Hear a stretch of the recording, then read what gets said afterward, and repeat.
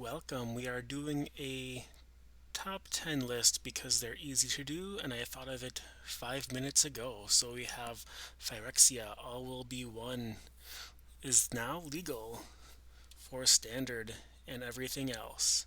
And I'm going to share the top 10 cards I'm excited to brew with or see in constructed and other observations.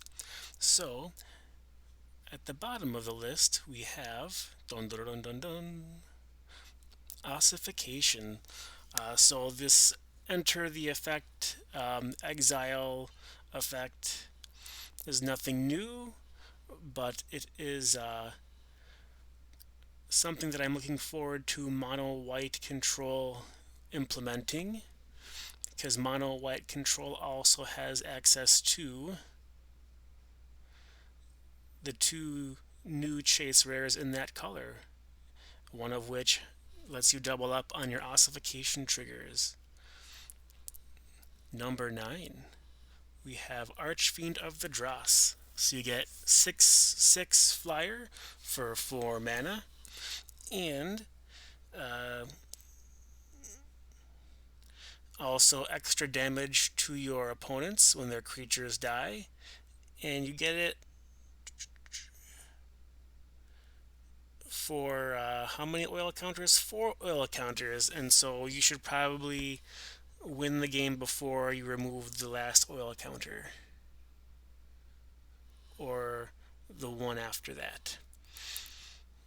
All right, and it's also a quarter. So if you're brewing on a budget, Archfiend of the Dross. Similar to Janky Brews and Janky Rares, number 8, I'm looking at you. I have to go down to the artifacts. Graz, the Unstoppable Juggernaut.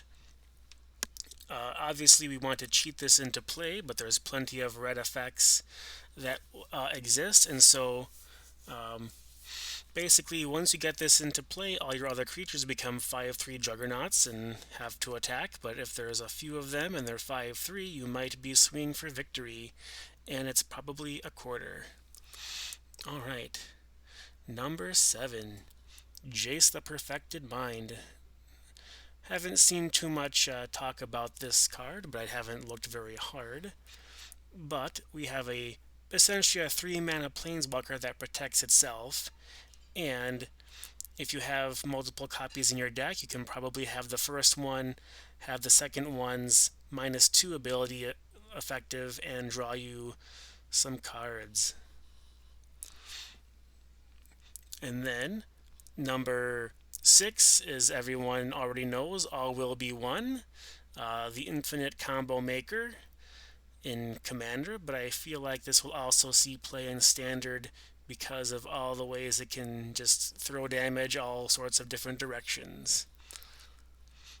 All right, number 5, we have Cacophony Scamp. Basically a 1/1 goblin, and then it can also uh, sacrifice it when it connects to your opponent, and you can proliferate, but also you can have it deal damage to its power to any target when it dies. And so there's decks floating around where you can use Colossal Hammer on this card and then win on turn 2 or so. That is a fun thing to do in Pioneer. I think this is also good in a Goblin based deck, and so I'm probably going to be doing that. Alright, number 4 is Vindictive Flamestoker. I discovered this card in my sealed pool, and I feel like for the investment of 1 mana, getting a 1/2, the ability to draw 4 cards middle or late game is not a terrible thing to do. Also, I'm wondering if Ritual Desire type decks might run it as a way to get some gas after casting all their rituals and fill their hand again. Maybe it's terrible. Alright, number 3, we have Bloated Contaminator.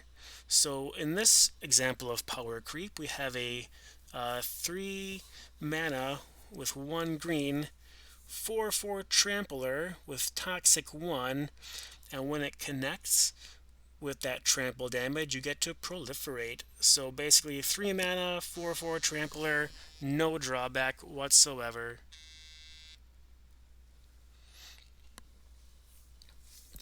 Alright. And it does have toxic 1, and so there might be some poison decks around in standard, pioneer, or modern, or legacy. So here comes Bloated Contaminator. Number 2, we have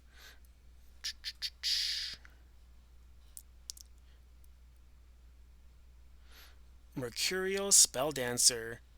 As someone who has played many blue-based aggro decks, Mercurial Spelldancer has an appeal to it. It is unblockable, but also you might be able to utilize its ability to copy some spells, and with Proliferate coming back, it might be even easier to do so to get some value out of your Mercurial Spelldancer. And then number 1, Venerated Rot Priest. Again, we have poison counters coming back, and then I feel like this card is going to be pretty good in all constructed formats where poison counters are a thing. And it's just bonkers at what it does. So it's a 1/2 that delivers a poison counter, and also whenever your opponent targets a creature you control, they get a poison counter. Not to mention, this set has introduced cards that just say, give your opponents a poison counter, which I think is game changing. Alright, so that is that. The cards from Phyrexia all will be one that I'm excited to brew with in Constructed and see in Constructed. Thanks for watching.